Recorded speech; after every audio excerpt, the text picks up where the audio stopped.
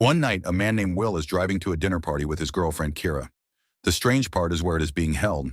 The party is at the same house Will used to share with his ex-wife, Eden. Eden still lives there, but now she is remarried to a man named David. On the way there, Will accidentally hits a coyote with his car. The animal is badly hurt and suffering, so he has no choice but to put it out of its misery before they continue. When they finally reach the house in the hills outside Los Angeles, a quick memory flashes through Will's mind. He pictures a little boy named Ty playing in the living room. Keep that in mind, because it matters later. Inside, Will and Kira reunite with a group of old friends he has not seen in 2 years. The guests include Tommy and his boyfriend Miguel, along with Ben, Claire, and Gina. Gina's boyfriend Choi was also invited, but he has not shown up yet.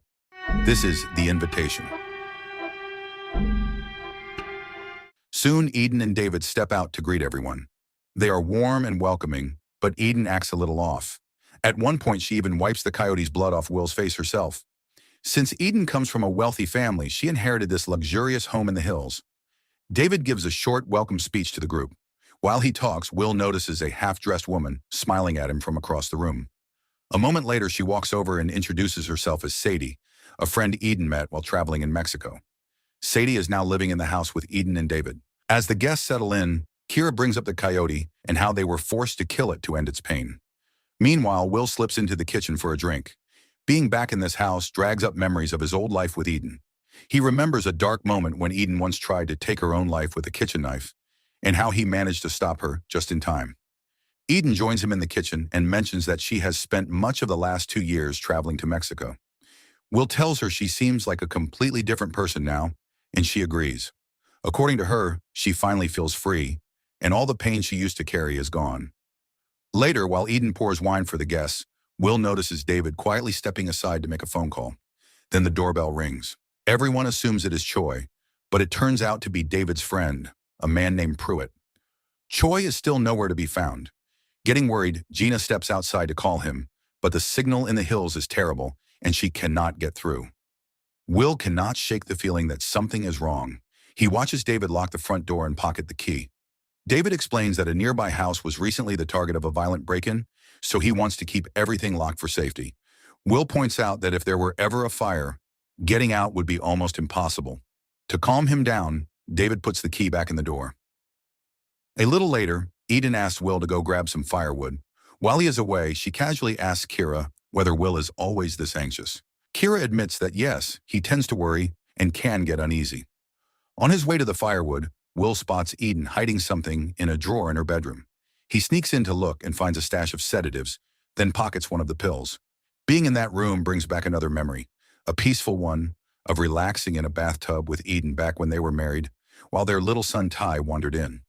As the evening goes on, Eden, David, Sadie, and Pruitt start talking about a group they all belong to, one that supposedly has thousands of members.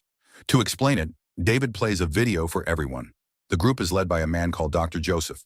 His followers gather in Mexico, and their stated mission is to help people overcome grief, suffering, and trauma, the kind of pain they believe everyone eventually faces. The video shows a woman named Annie who is dying from an aggressive cancer. Dr. Joseph calmly comforts her as she reaches the end, promising her that peace is waiting beyond the pain. Surrounded by the group's members, Annie passes away on camera. Dr. Joseph says she has finally been freed from her suffering. When the video ends, it immediately splits the room. Will, Kira, Tommy, and Gina are disturbed by it. Filming and showing someone's death feels deeply wrong to them. Others in the group find it comforting, even inspiring. David admits that most people struggle to understand the message. In his view, the video is about accepting that suffering and death are natural parts of life that people should stop fearing. He says Dr. Joseph helped him, Eden, Sadie, and Pruitt let go of their fears. Things get more uncomfortable when Eden starts talking about the painful chapter she shared with Will, and how Dr. Joseph's teachings finally helped her move past it. For Will, that crosses a line. He lived through the same tragedy and carries the same wounds. So hearing her talk about it so lightly leaves him hurt and frustrated. Sensing the tension, the others hand him a drink and steer the conversation somewhere else. A bit later, Will tells Miguel about the pills he found in Eden's room. Miguel, who is a doctor, recognizes them as phenobarbital, a powerful sedative that is not easy to get hold of, which only makes Will more suspicious. But then Miguel casually mentions to David that Will thinks he and Eden have been taking the pills. David barely reacts.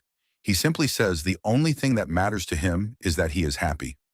Will turns to Tommy and asks if any of this feels strange to him. Tommy completely disagrees. To him, Will is overthinking everything. This is just a long overdue reunion between old friends, nothing more.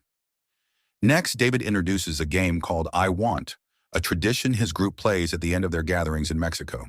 The idea is total honesty. Each person says what they truly want and then acts on it, without letting fear or embarrassment stop them. The guests agree to play.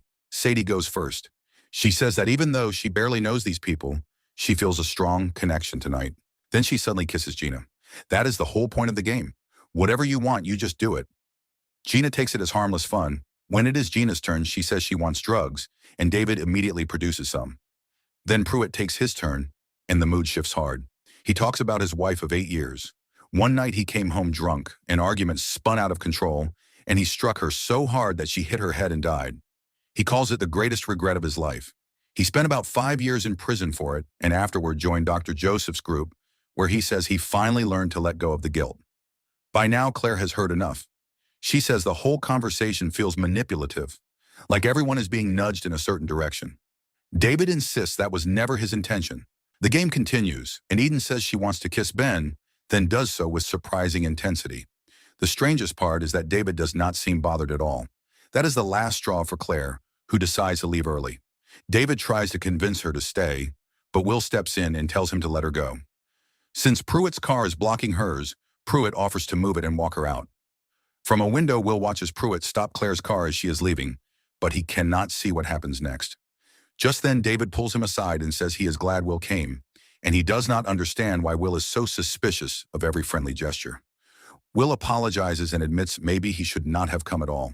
A little later, Pruitt returns and claims he simply apologized to Claire for making everyone uncomfortable with his story.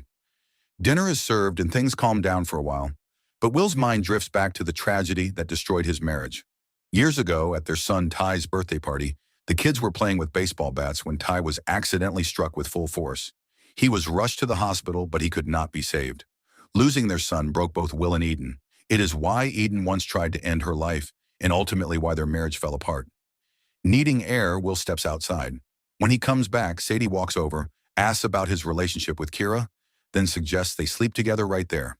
To her, it is completely normal, since the group has open relationships during their gatherings in Mexico. Now Will is more convinced than ever that something is very wrong. He warns Tommy again, but Tommy just dismisses it as paranoia. After Tommy walks off, Will finally gets a weak phone signal and picks up a voicemail from Choi. The message is confusing. Choi says he was already close to the house, but forgot to pick up a cake order, and he asks Will to grab it for him. What stands out is the timing. Choi says he was near the house around 7 o'clock that evening, yet he still has not shown up. That gap only deepens Will's fear that something is off. Later, the whole group gathers, and the lights suddenly go out. For a second, the room is silent. Then Eden and David bring out a birthday cake for Miguel. His birthday is still a week away, but since everyone is together, they decide to celebrate early. While everyone enjoys the cake, Will finally asks the question that has been eating at him all night. He asks where Choi is and reveals the voicemail, pointing out that Choi should have arrived near the house hours ago. He demands that Eden tell him where Choi is, but she insists she has never seen him. That is when Will stops holding back. He says the whole evening feels wrong. He points at Sadie and Pruitt, two strangers who were never part of their old circle.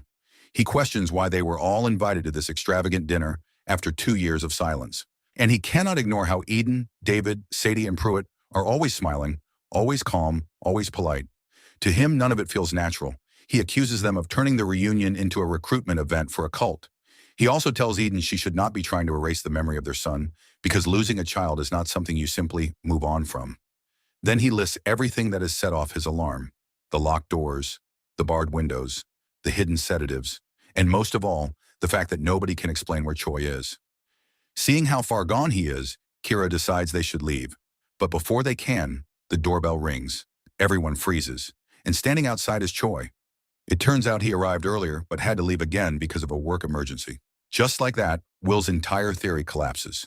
Embarrassed and overwhelmed, he breaks down and apologizes to Eden and David, who do not seem to hold a grudge. Will retreats to the bathroom to pull himself together. Later, looking out at the city lights with Kira, he admits he still thinks about Ty every day and still blames himself.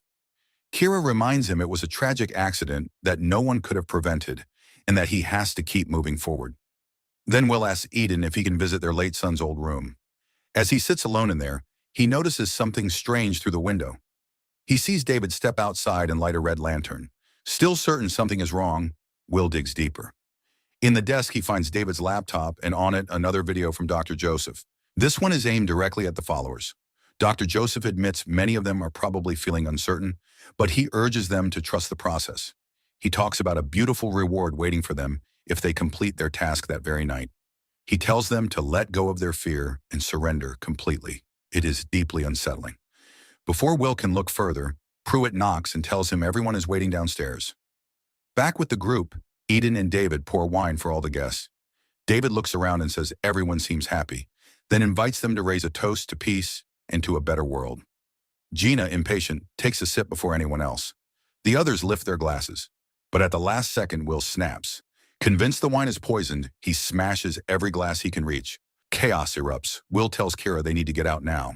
Sadie flies into a rage, accusing him of ruining everything, and lunges at him. He shoves her off, and she crashes into a table and hits her head. She is still breathing, but then things get much worse. Everyone realizes Gina has collapsed. She is not breathing, and there is foam around her mouth. Miguel rushes over and starts CPR, desperately trying to save her. Then 2 gunshots ring out, and Will's worst fears are confirmed. The wine really was poisoned. The truth is finally out. Eden, David, Pruitt, and Sadie are all members of Dr. Joseph's cult. Pruitt and Sadie have been devoted for years, while Eden and David are newer recruits. That explains David's hesitation. When the violence starts, he freezes after shooting Miguel, like he was not fully ready for it.